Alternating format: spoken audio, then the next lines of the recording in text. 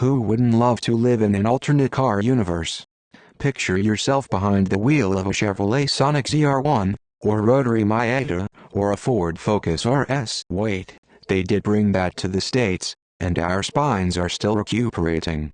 Similarly, imagine a Honda S2000 Type R. While Honda Acura didn't offer a true, red-badged version of its roadster in our reality, enthusiasts worldwide longed for it until the last AP2 left the factory in 2009.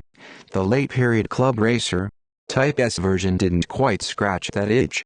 Enter SoCal-based tuning shop Evasive Motorsports. In a recent episode of American Tuned, Rob Dom visited Evasive to explore their high-tech workshop and examine their two S2000 builds. The street-oriented S2000R chassis number 000 and the S2000RS, a time attack version later driven by Daiyoshi Hara at the 2023 Pikes Peak International Hill Climb in the Unlimited class. Dom took the S2000R for a spin on scenic roads above Los Angeles.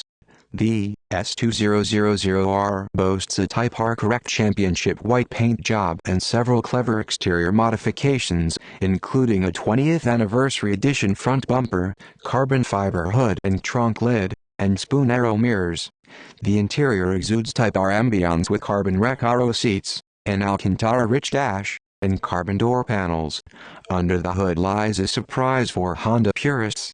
Instead of the Reverend Happy F20, there's a 2.0-liter turbocharged FK8 engine from a late-period Civic Type R. This transforms the S2000 into a torque monster that blends classic styling with modern Type R performance. While not a period-correct S2000 Type R, Evasive's S2000R demonstrates what's possible when Honda fandom meets technical expertise in pursuit of a timeless Honda ESQUE perfection.